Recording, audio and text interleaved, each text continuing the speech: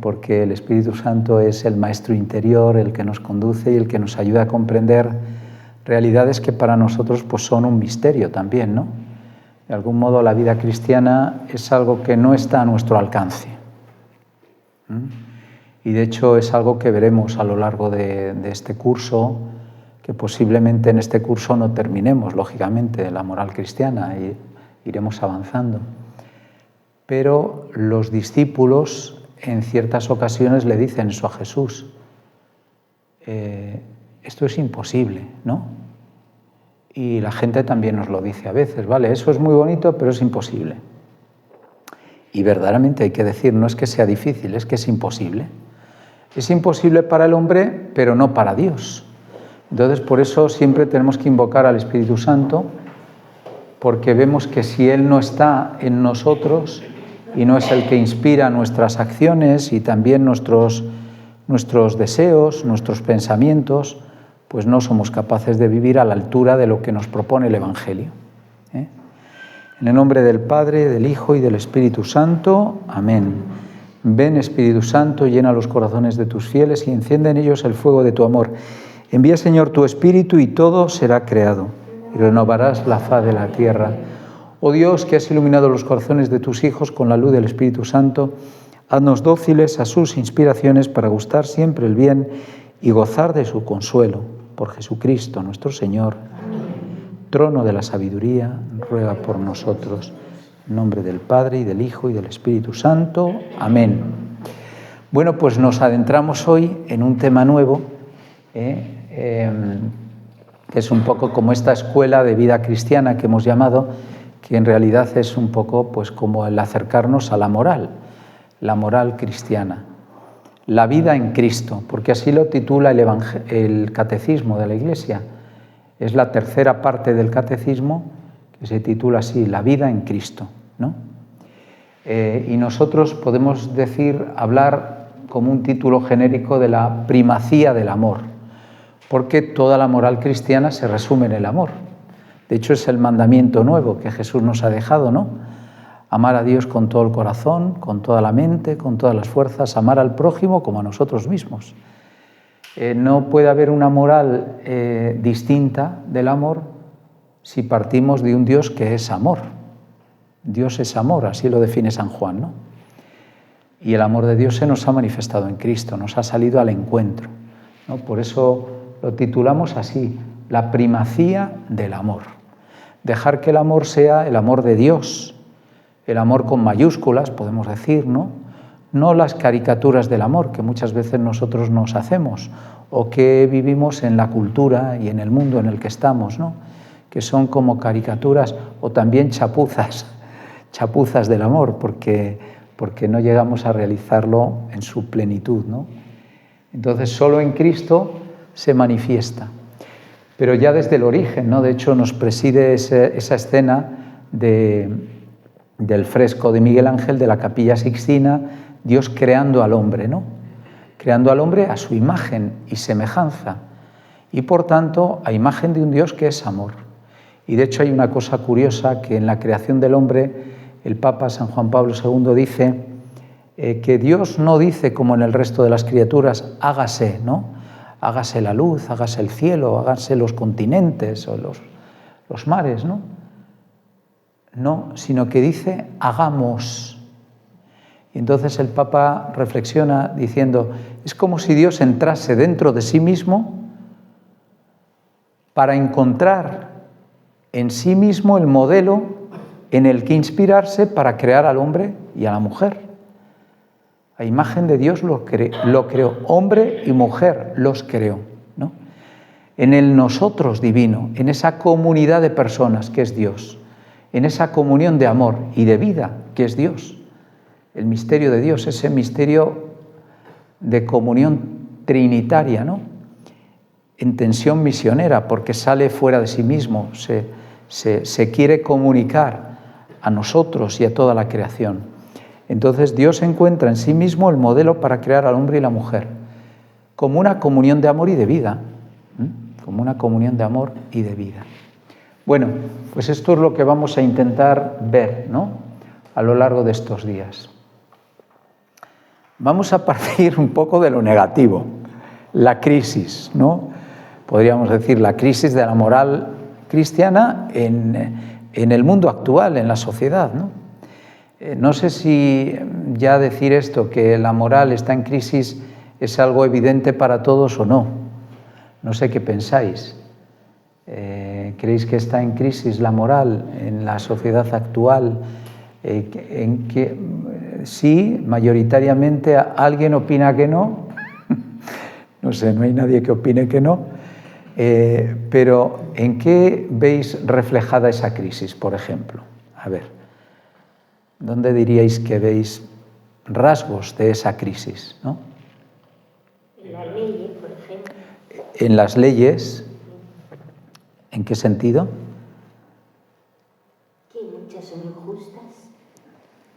Bueno, que muchas son injustas, incluso podríamos decir, son inmorales, ¿no? Hay muchas leyes, a lo mejor actuales, que son inmorales, podríamos decir, ¿no? Son injustas. ¿En qué más lo veis? En que todo es relativo, no hay una verdad incuestionable y entonces, bueno, cada uno en función de lo que le parezca o de sus intereses puede actuar de una manera o de otra y puede establecer su propia moral. Que todo es relativo, que no hay una ley de algún modo absoluta, incondicional para todos, y entonces cada uno se puede hacer su propia moral según sus intereses, ¿no?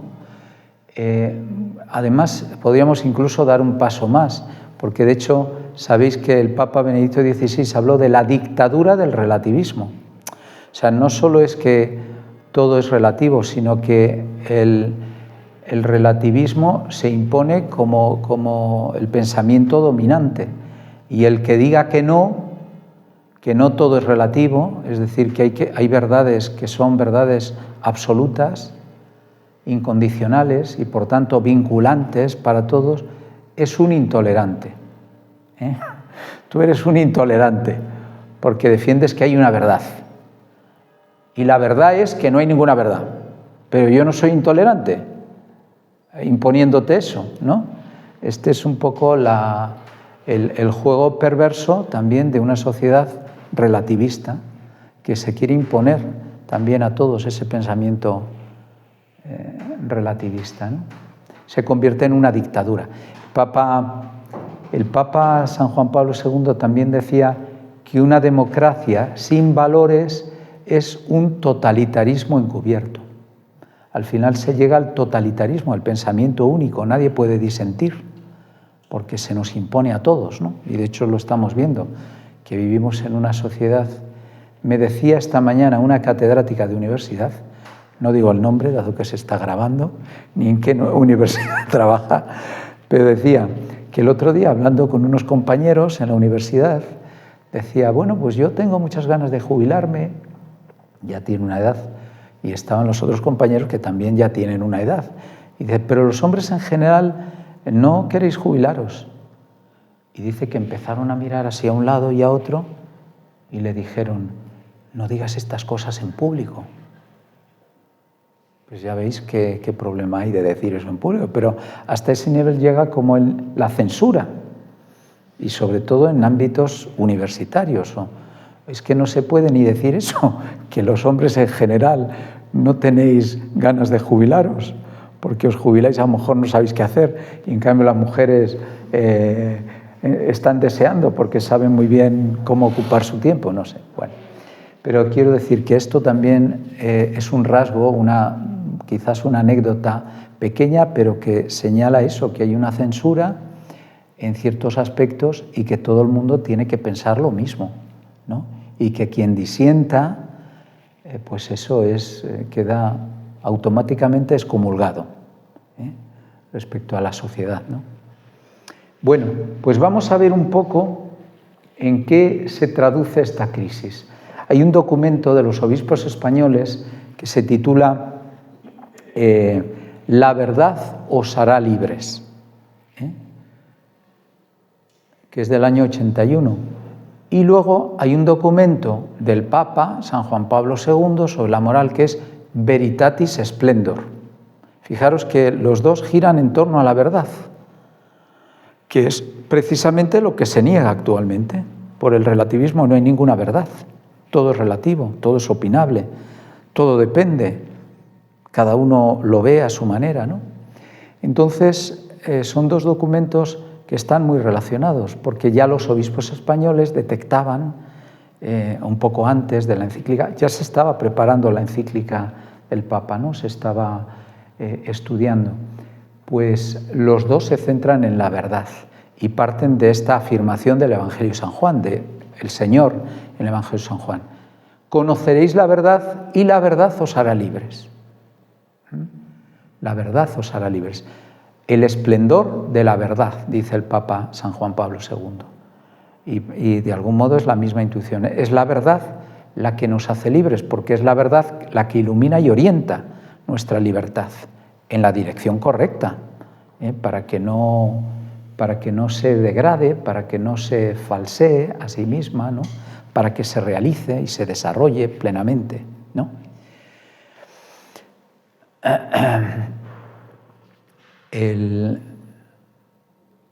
Bueno, esto es público, entonces se puede decir, el que fue presidente del gobierno de España, Zapatero, José Luis Rodríguez Zapatero, afirmó pomposamente que no es la verdad la que nos hace libres, sino que es la libertad la que nos hace verdaderos.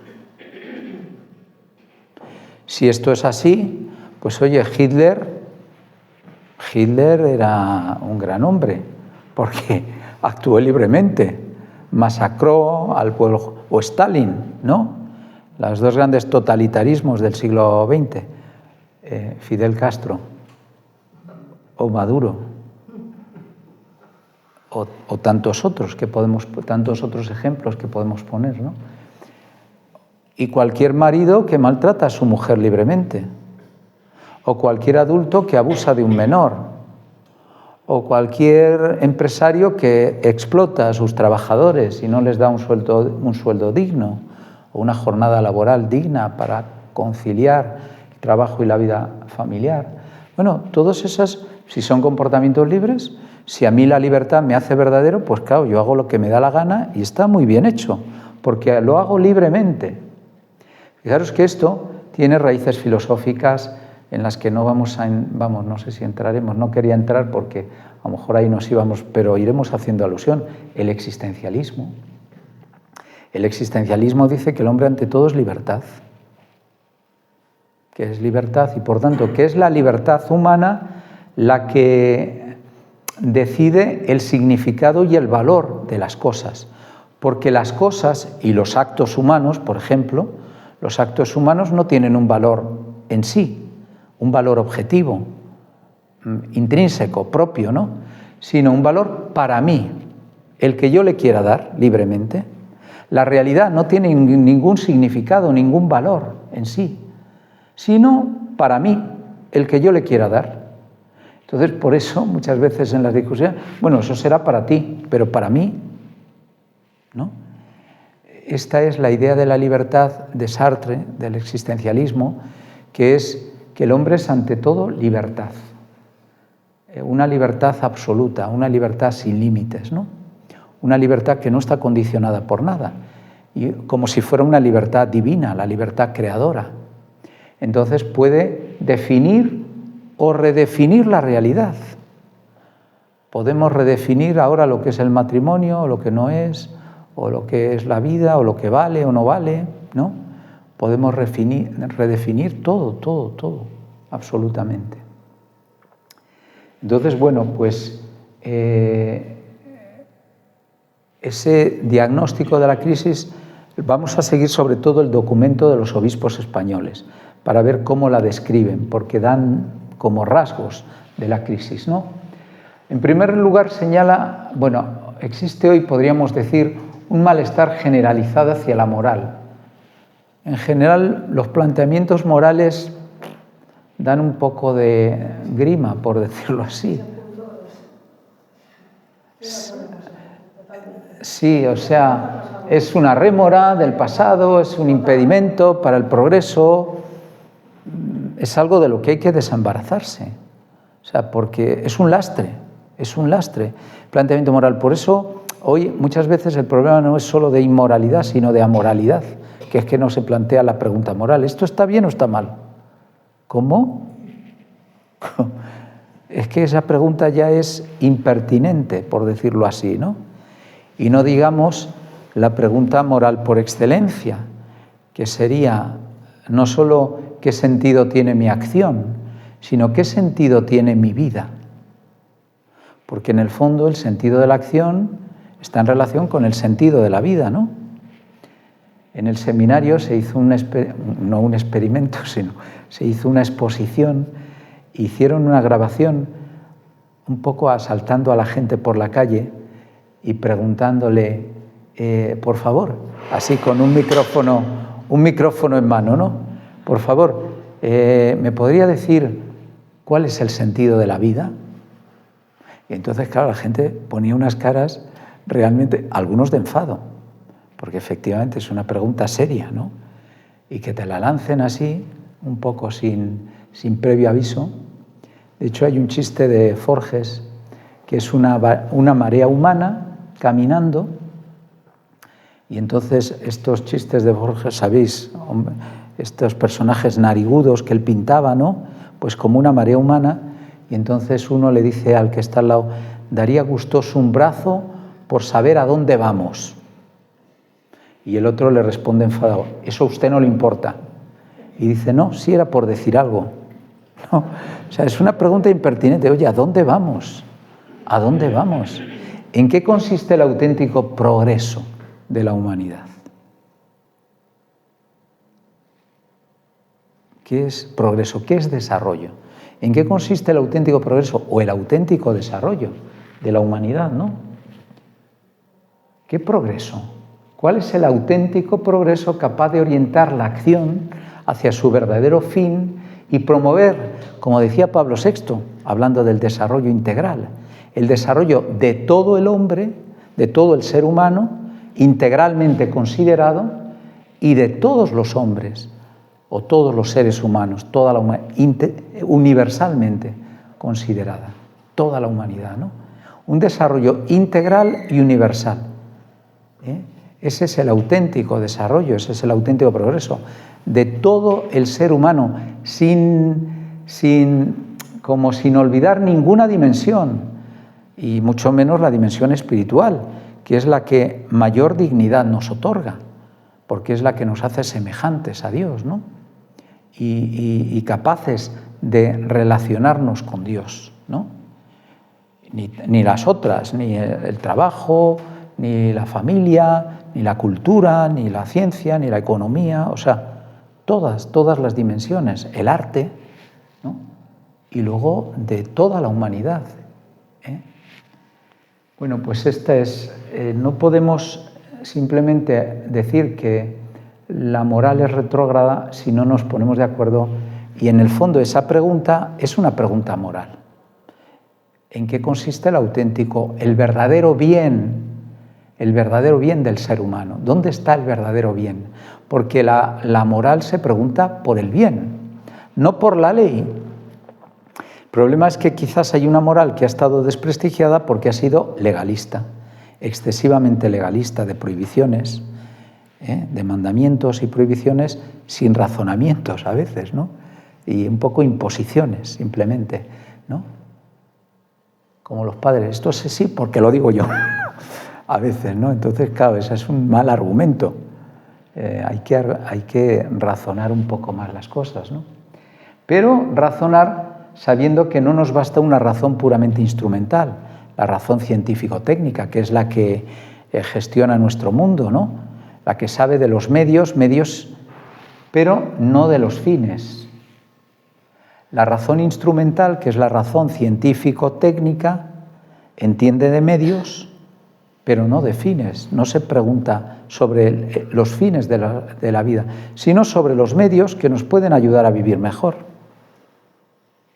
Ayer hice un experimento que os podría enseñar y quedaréis un poco sorprendidos, que fue pedirle a la inteligencia artificial, en una de estas aplicaciones que hay, que compusiera una canción sobre la beata Mariana de Jesús.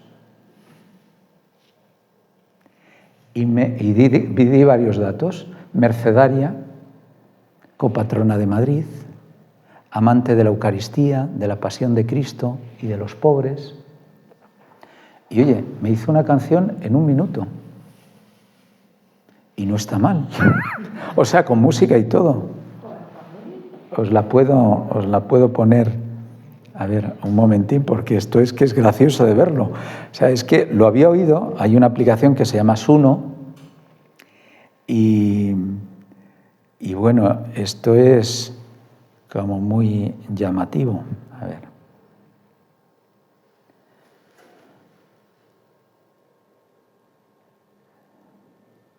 Mirad. Luego me decís qué os parece, a ver si os gusta o no. Porque la podemos adoptar como...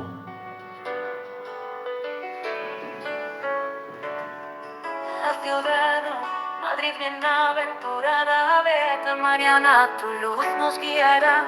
Cotrona y gran devota entregada a Eucaristía y pasiones del Señor sin más. Cercana realeza y nobleza sincera, pero tu amor también a los pobres alcanza. Con tu corazón tierno como la primavera, tus manos humildes, solo paz y esperanza.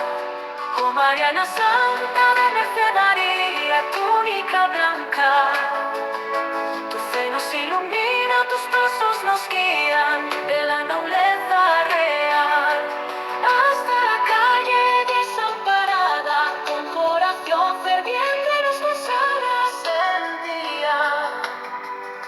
Tu vida de entrega y sacrificio fue entre los seres más nobles y más sencillos consagrados. Bueno, no está mal, ¿no?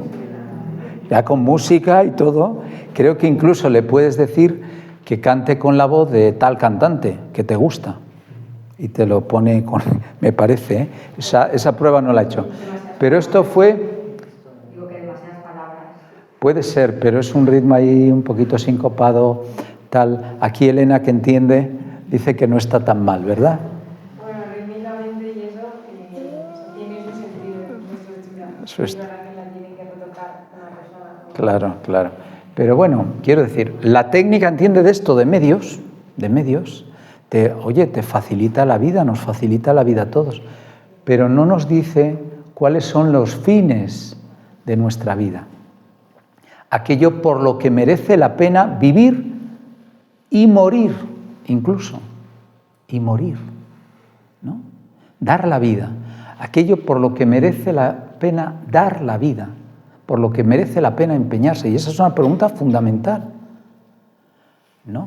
Porque es muy triste la vida de alguien que al final dice, yo no sé para qué he vivido.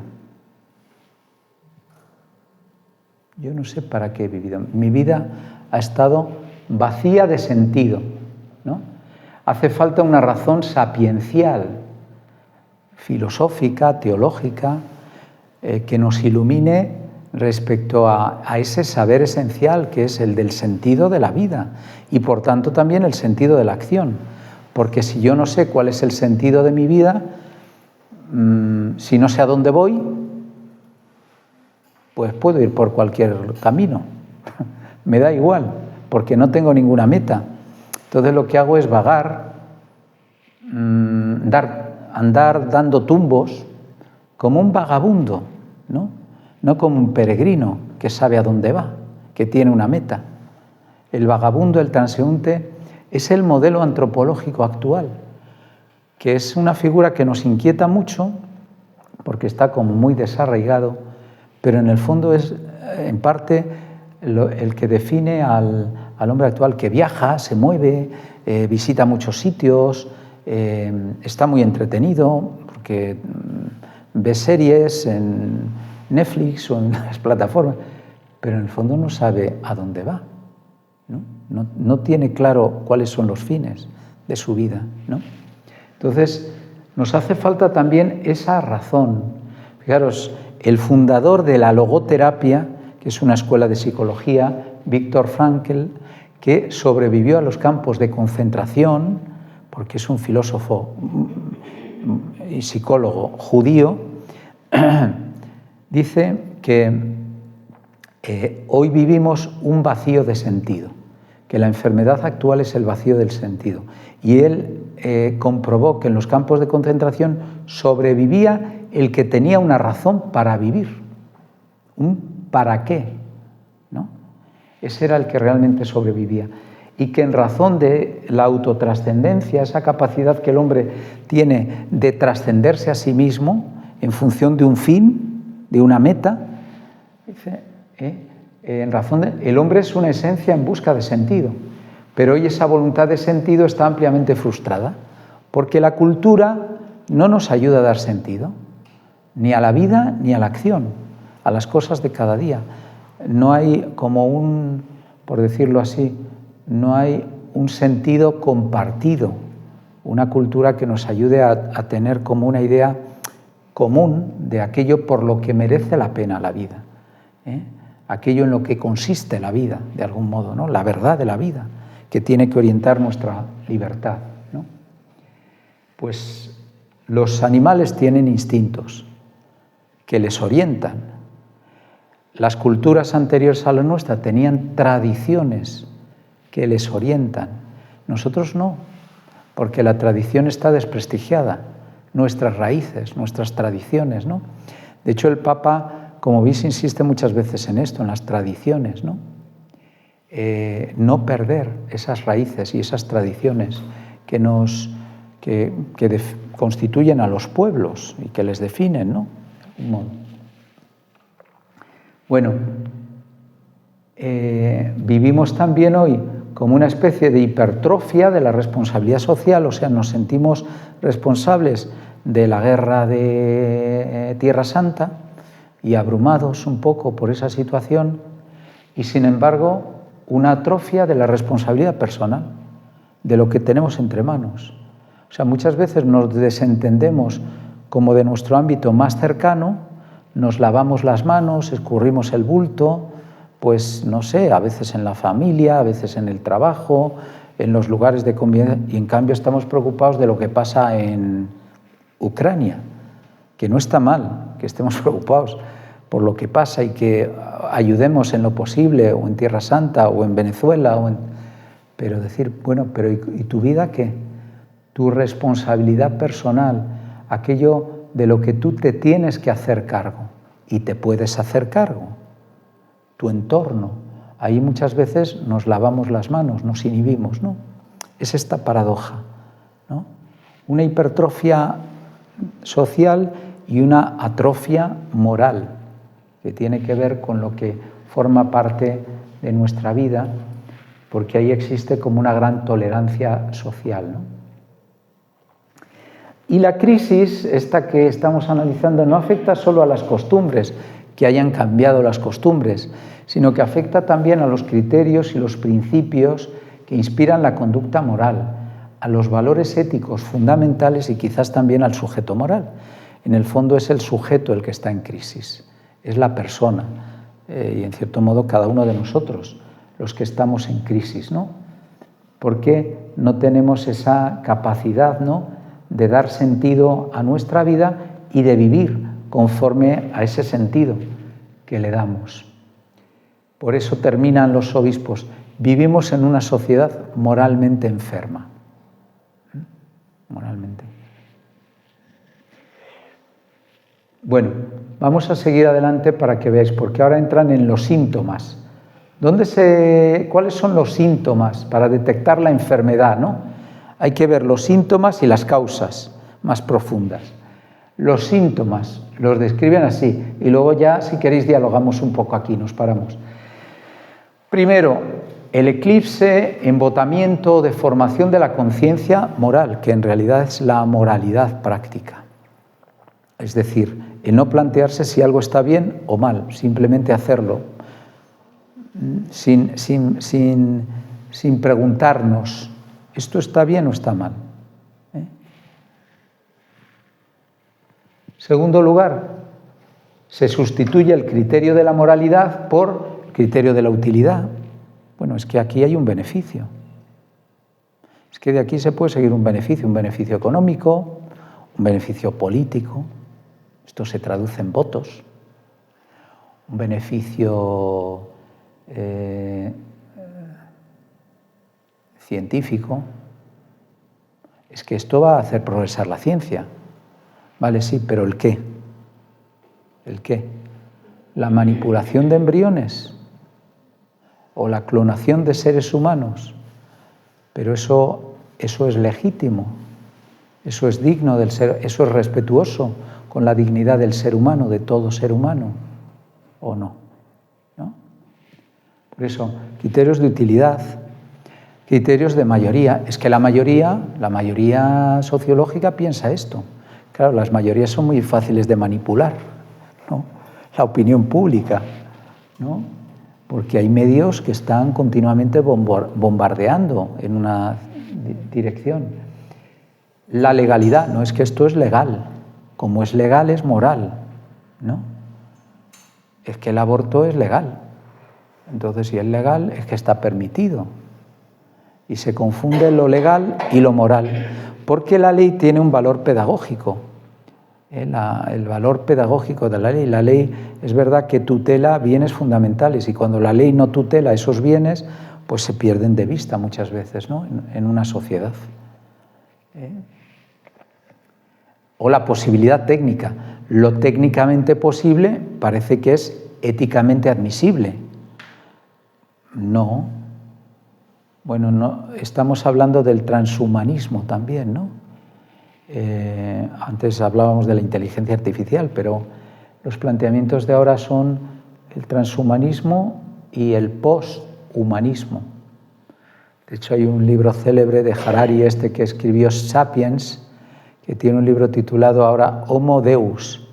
Bueno, tiene un último que es Nexus, me parece, sobre las redes sociales ya desde la antigüedad, la historia de las redes sociales desde la antigüedad, pero tiene uno que es Homo Deus, como el hombre actual, pues eso, aspira a ser Dios, porque aspira a superar el límite de la muerte, de la enfermedad, de la ignorancia, del sufrimiento, hasta psicológico, porque vamos a tener medios para superar todo eso. Posiblemente, claro, si nos sustituyen los robots, a lo mejor los robots son inmortales, ¿no? Nosotros por ahora somos mortales. Bueno, la moral de situación particular sin referencia a valores objetivos o normas. Bueno, todo depende de la situación en la que uno esté. Bueno, pues sí o no. No sé, hay cosas que a lo mejor dependen de la situación en la que uno está, pero a lo mejor no todo depende. Hay ciertos absolutos morales que no dependen de la situación en la que uno está, que siguen vigentes en cualquier situación. La tolerancia social y jurídica que oscurece valores y legitima conductas antes inmorales. Es decir, las leyes, ¿no? O sea, las leyes van permitiendo conductas que hasta hace poco a lo mejor considerábamos que no eran legítimas, morales, ¿no? El pragmatismo, para el que todo vale y es lícito si tiene una utilidad social o personal, ¿no? Puede haber un cierto beneficio, entonces eso está permitido. Fijaros que, bueno, en el tema de la eutanasia hay mucho de esto, ¿no? Porque aunque se disfraza como aliviar el sufrimiento de los enfermos, también es, hombre, el ahorro económico que puede suponer. Porque, claro, cuidar a una persona dependiente, lo vemos con los enfermos de ELA, ¿no? Que tanto ha costado aprobar esta ley, ¿no? Porque requiere una partida presupuestaria para cuidar de los enfermos, de los más vulnerables. Lo estamos viendo también con el aborto de los síndrome de Down, ¿no? O sea, ya no nacen casi niños con síndrome de Down porque se hace el diagnóstico prenatal.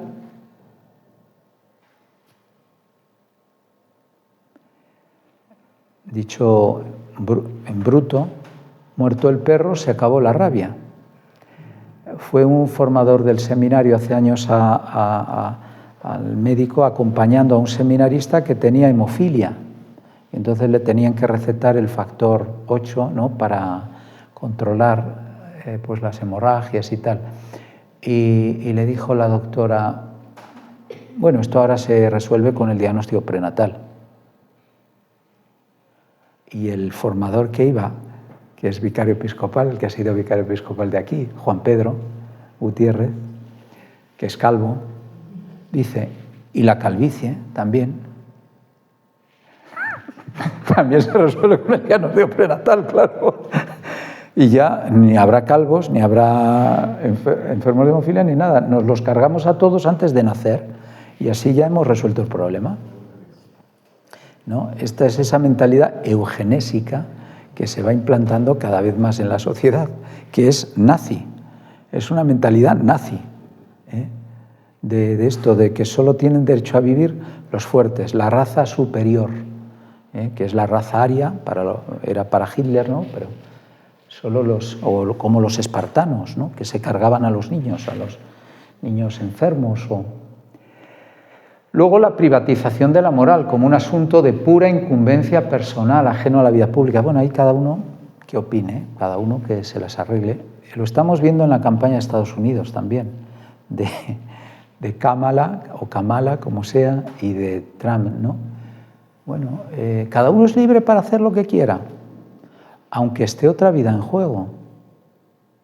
Es que cada uno puede ser libre, si acaso, que eso es discutible también, para hacer lo que quiera con su vida, pero no con otra vida. Es que ahí no es tu vida, es otra vida, es otro ser humano, el que está en ti, pero no eres tú, no eres tú, es otro, que tiene la misma dignidad que tú. Entonces, no puedes ser libre para hacer, no es la incumbencia personal, ¿no?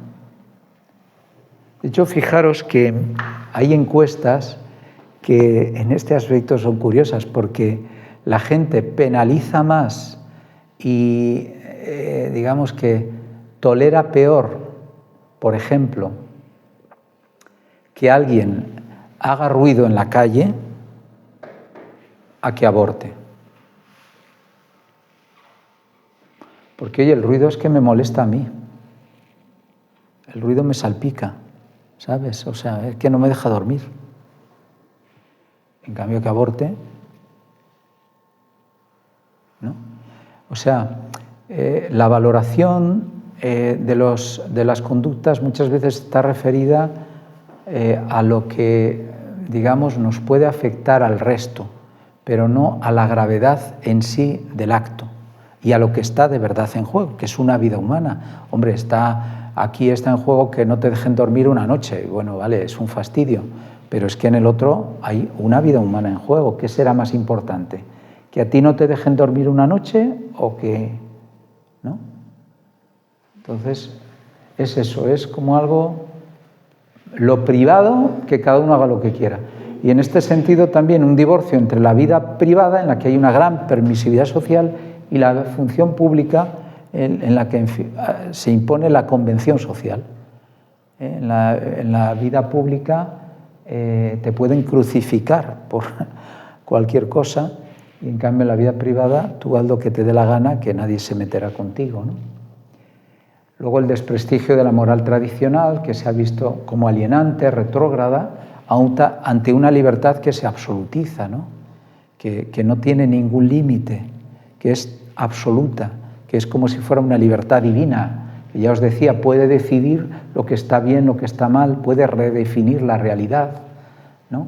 Porque no hay ningún valor ni significado en sí, ¿no? Y luego señalan los obispos comportamientos inmorales, la manipulación del poder o de los medios de comunicación. Hoy que estamos en las fake news y en la posverdad, que es que se manipula la verdad. Lo importante es el relato, no los hechos, sino el relato. No lo que está sucediendo, sino cómo se cuenta, porque ahí se manipula y lo estamos viendo continuamente, ¿no? Que lo que vemos evidente no es lo que está ocurriendo, sino lo que te cuentan, ¿no?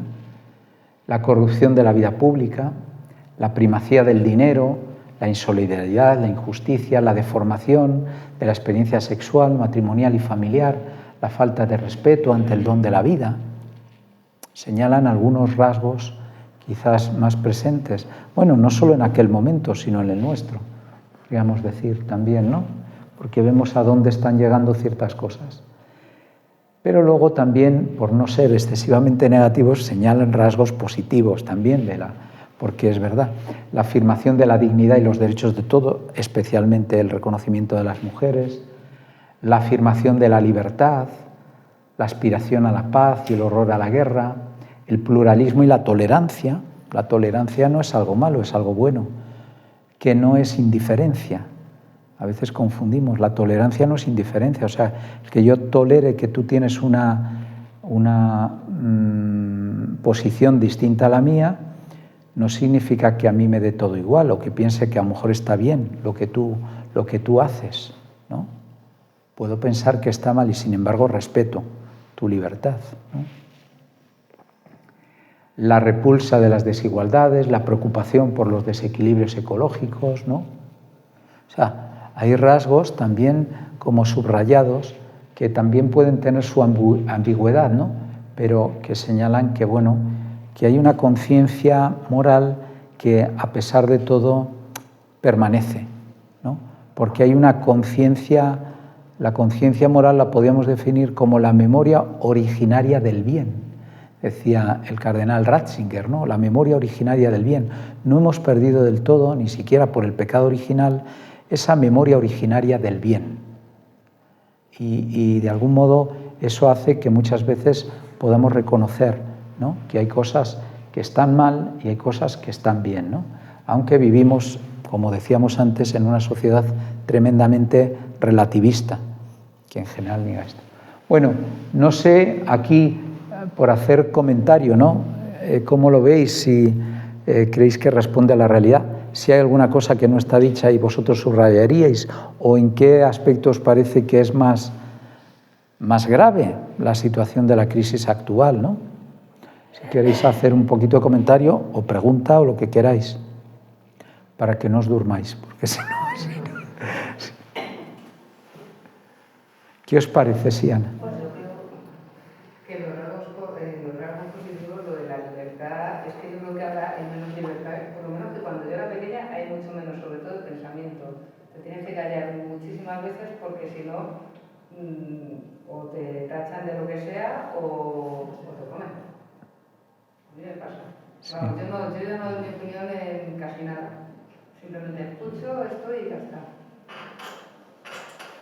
Entonces creo que no hay libertad. Yo en eso no estoy de acuerdo. ¿Y qué ibas a decir? Yo lo que sí veo es que se miente mucho y no se castiga la mentira de alguna manera. Estamos oyendo a mucha gente que nos rodea, no hablo de políticos, pero no me quiero meter con nadie, ¿no? Y escuchamos muchas mentiras, muchas cosas que no se ajustan a la verdad y no se castiga la mentira. ¿Cómo tragamos la mentira? Eso me parece inmoral también, ¿no? Sí. Tragar con las mentiras, ¿no? Entre otras cosas, porque claro. En España especialmente, porque hay otros países donde no toleran eso. Sí, quizás hay otros países que no. Los británicos no lo toleran, la mentira la llevan muy... Sí, los sí. franceses, por ejemplo. Estamos viendo que cuando hacen alguna cosa arman... Sí, hemos visto que hay ministros o tal que han dimitido por mentir. Por ejemplo, en su currículum. Mentir en el currículum. Y aquí, carros y carretas.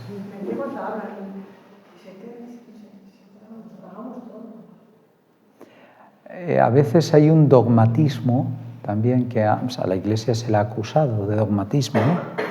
Pero hoy también hay un dogmatismo en el que va un poco en el sentido que decía Ana, que creo yo que sí es que no puedes argumentar muchas veces porque ya te descalifican de entrada.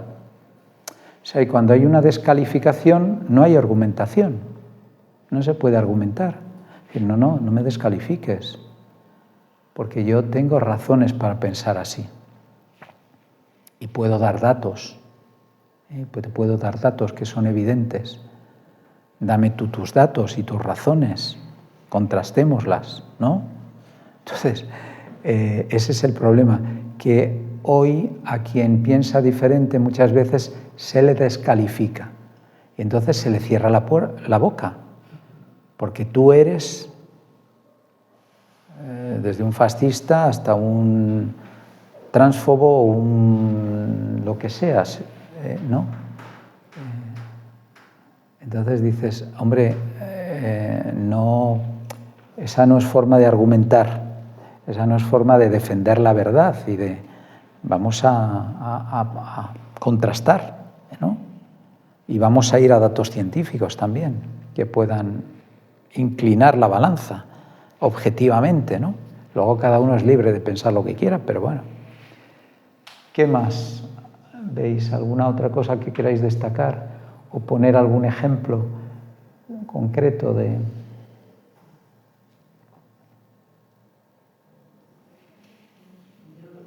Yo creo que lo que pasa es que aquí nos están comiendo, o sea, nos parten de premisas falsas y de esa premisa falsa nos cuentan una historia que es increíble.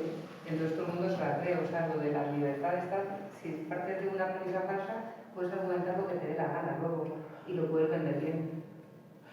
Y es lo que están haciendo. A lo mejor, fíjate, o de una media verdad, o sea que si no hay cosas que son verdades, puedes decir, no es que sea una falsedad, sino que es una media verdad, en el sentido de que no es toda la verdad. Y entonces, cuando partes de una verdad, digamos, recortada, pues llegas a una falsedad al final, porque no tienes en cuenta toda la realidad, ¿no? Y eso, ese es un poco el criterio de la manipulación, apoyándose en algo que es verdadero, pongamos el sufrimiento de un enfermo o de una persona que está en un estado terminal, o sea, eso es que es una verdad, eso es algo real, que hay un sufrimiento que es muy difícil sobrellevar y tal, pues en función a lo mejor de eso y de el deseo supuestamente piadoso de aliviar el dolor del enfermo, pues entonces se puede llegar a una falsedad, ¿no? Porque no se tienen en cuenta otros aspectos de la realidad, ¿no? Entonces, ahí es un poco algo que sí, a veces hay que decir, sí, estoy de acuerdo. De hecho, un método de diálogo elemental es reconocer la parte de verdad de lo que el otro te está diciendo. O sea, decir, vale, sí estoy de acuerdo en eso que me dices, pero ten en cuenta esto. Pues a lo mejor no lo estás teniendo en cuenta, ¿no? Y en ese sentido, fijaros, el Papa Benedicto XVI, que era tan amante de la verdad, o sea, tan defensor de la verdad, frente a la pura subjetividad o frente a la arbitrariedad, tuvo un discurso cuando vino a España en el Escorial con profesores universitarios, no sé si alguno no, de estar, no, a lo mejor no, pero de verlo, en el que hablaba un poco del tema de la verdad, que la verdad no es algo que poseamos plenamente, sino que buscamos, porque siempre está más allá. La verdad es mayor de lo que conocemos y siempre requiere como una búsqueda. Y en esa búsqueda caminamos juntos. Oye, buscamos juntos la verdad. Que es lo de... me parece que es Antonio Machado o Manuel Machado, me confundo aquí. Tu verdad no, la verdad. Y vamos juntos a buscarla, ¿no? Tu verdad no, la verdad. Y vamos juntos a buscarla. Porque hay una verdad, pero que tenemos que buscar, que siempre nos trasciende, ¿no? Siempre, de algún modo, reclama de nosotros una conversión, y no digamos la verdad de Dios, o sea, siempre requiere una conversión, nunca podemos hacer de Dios un ídolo, alguien que tenemos ya como domesticado y no sé, como sometido a nuestros esquemas mentales, ¿no? Sino que siempre hay una búsqueda del rostro de Dios. Tu rostro buscaré, Señor, no me escondas tu rostro. Bueno, los síntomas. Vamos a ver si nos da tiempo a ver las causas de estos síntomas. Y aquí ya terminaríamos. Pues mirad, Puede haber, señalan los obispos, factores socioculturales. Tienen que ver con el mundo en el que vivimos, la cultura. Lo primero es la crisis de la verdad. La verdad está en crisis, que es lo que decíamos, el relativismo, ¿no? No hay verdades ni valores absolutos que justifiquen un compromiso incondicional, propiamente moral, porque el compromiso moral es un compromiso incondicional, la incondicionalidad del bien, ¿no? Toda certeza se ve como síntoma de inmadurez y dogmatismo. Tú no puedes tener ninguna certeza que oriente tu vida y que justifique incluso la entrega de la vida. Eso es un síntoma de inmadurez, de dogmatismo. Por eso la corrupción de la libertad, porque está desligada de la verdad del bien. Cuando hablamos de verdad en moral nos referimos al bien. O sea, es la verdad sobre el bien, el verdadero bien de la vida. El verdadero bien que debe orientar nuestra libertad hacia su pleno cumplimiento, hacia su plena realización. Por eso la libertad se corrompe cuando no se orienta a la verdad, porque entonces se convierte en una fuerza de autoafirmación solamente. El yo quiero, ¿no? El yo quiero, yo hago lo que me da la gana, o lo que me brota en cada momento, o lo que me beneficia, o lo que me interesa, o lo que me apetece, o lo que me satisface, pero siempre como un... De hecho, fijaros que Nietzsche, profetizando la muerte de Dios, Dios ha muerto, nosotros lo hemos matado, el superhombre es el niño. Y el niño es el que dice, yo quiero. El niño es el que afirma su deseo y como no se lo den, patalea. Es el déspota, es un tirano en el fondo, porque hay que hacer caso a sus deseos. Sus deseos son órdenes. Estamos viviendo en una sociedad en la que los deseos son órdenes y se convierten en derechos. Y como yo quiero esto, me lo tienes que dar. Y es un derecho, mi deseo es un derecho. Pues es eso, es esa fuerza de autoafirmación, la voluntad de poder. Yo quiero y me lo tienen que dar. Frente a, no se ve como la capacidad de realizar la verdad del proyecto de Dios sobre el hombre y sobre el mundo, sino simplemente como una fuerza de autoafirmación, ¿no? Esa voluntad de poder. De hecho, hablamos a veces del empoderamiento, que se puede hablar en cierto sentido positivo, pero a veces responde a esta filosofía que está también en el centro del nazismo, ¿no? La ruptura de la unidad alma-cuerpo. Esa unidad del hombre, el alma diríamos como el aspecto de la libertad, el cuerpo como el reflejo de la naturaleza humana que nos define y que nos constituye, ¿no? Pues hay una ruptura.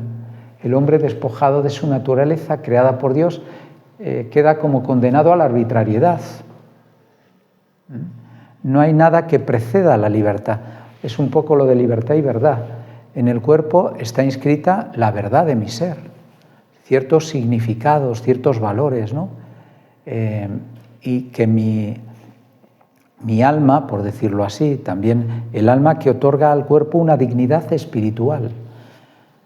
Entre la degradación y la exaltación del cuerpo, la degradación, a veces la prostitución, la pornografía, la exaltación, el culto al cuerpo, porque es un cuerpo desprovisto de espíritu, que o se absolutiza o se degrada, pero se desgaja del yo. O sea, el cuerpo es como una prótesis, yo con mi cuerpo hago lo que quiera, porque no me define, sino que yo lo defino a él, por decirlo así, y lo redefino como quiera, ¿no? Con una identidad fluida, si es necesario. La instalación en la facticidad, lo que hay pragmática y acríticamente asumido, sin aspirar a un ideal, porque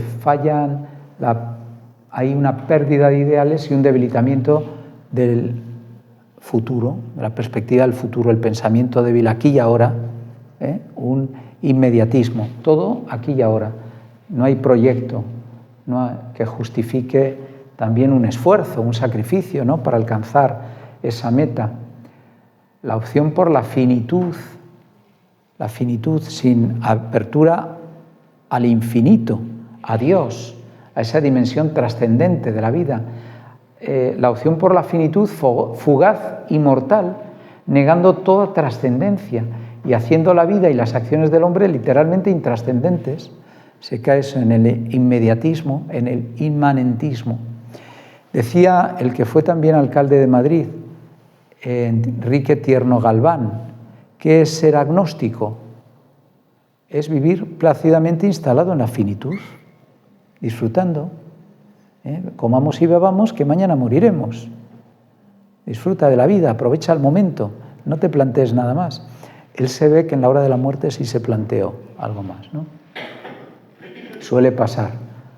Y el secularismo, el laicismo, que provocan como la ausencia de Dios en la vida pública, en la vida personal, y deforman la interpretación de la realidad, porque sin esa referencia a Dios todo queda como desdibujado y el ser humano mismo queda degradado porque pierde la conciencia de su auténtica dignidad sobrenatural como imagen de Dios, ¿no?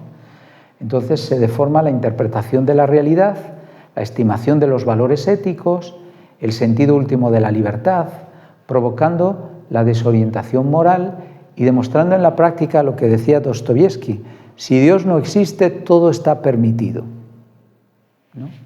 Sálvese quien pueda.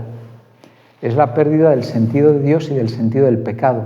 San Juan Pablo II hablaba de esto también, que si Dios desaparece del horizonte de la vida, también desaparece el sentido del pecado. Y bueno, de hecho las encuestas lo demuestran, que no hay sentido de pecado. Bueno, estos son factores socioculturales, como veis: la verdad, la libertad, la unidad, la instalación en la facticidad, en lo que hay, en la finitud, el secularismo, laicismo.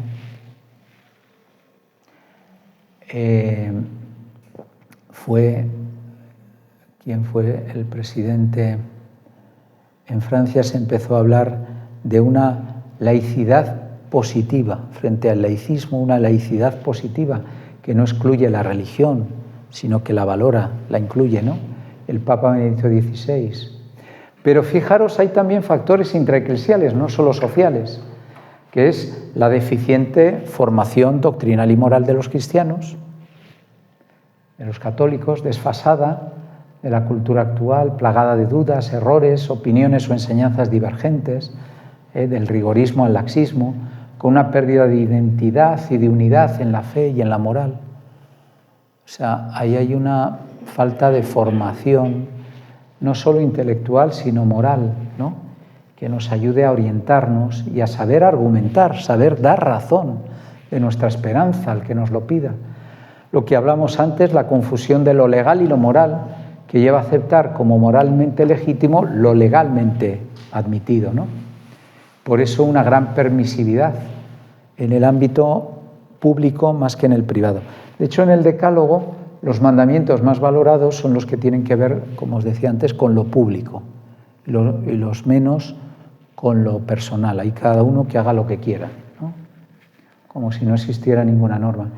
Y esa secularización que afecta dentro de la Iglesia, porque ha habido una secularización interna de la Iglesia, como una pérdida de fe, de experiencia religiosa, ¿no?, de experiencia espiritual, que hace asumir acríticamente las concepciones culturales de la verdad, de la libertad, del bien, desde las que se malinterpreta y critica tanto la praxis como la enseñanza moral de la Iglesia, sobre todo a causa del debilitamiento y la disolución de los ámbitos tradicionales de socialización y transmisión de la fe. ¿Cuáles eran esos ámbitos fundamentales? La familia,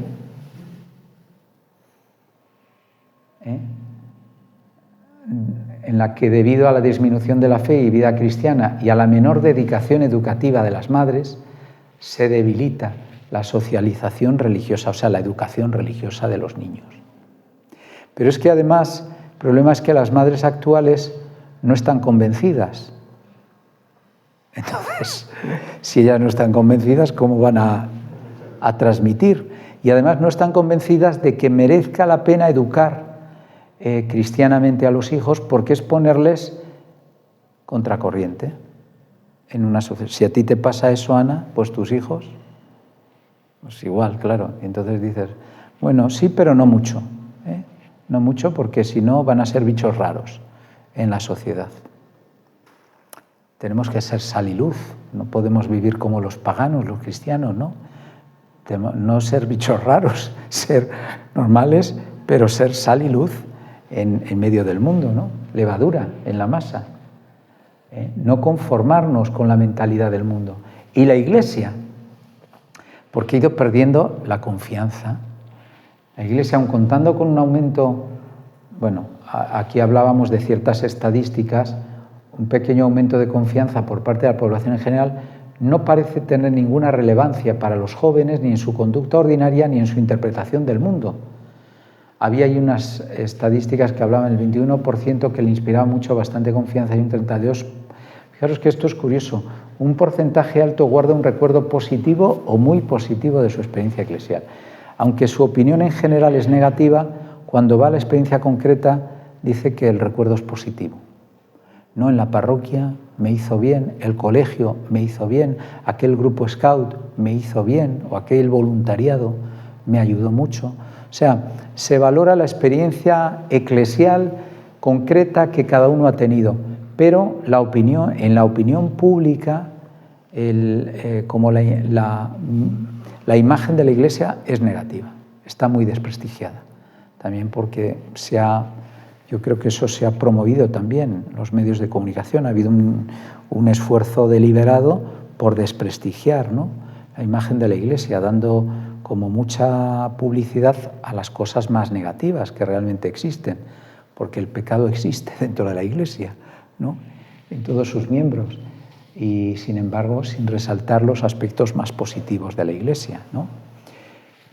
Pero bueno, eso es así, ¿no? Estos son factores culturales y factores intraeclesiales que de algún modo explican los síntomas, son las causas de esos síntomas que hemos visto antes, ¿no? ¿Cuáles son las causas? Pues esas causas culturales y estas causas eclesiales, ¿no?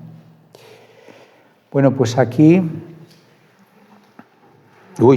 nos hemos pasado mucho. Aquí ya nos quedamos para el próximo día. Gloria al Padre y al Hijo y al Espíritu Santo, como era en el principio, ahora y siempre, siglos de los siglos. Estos documentos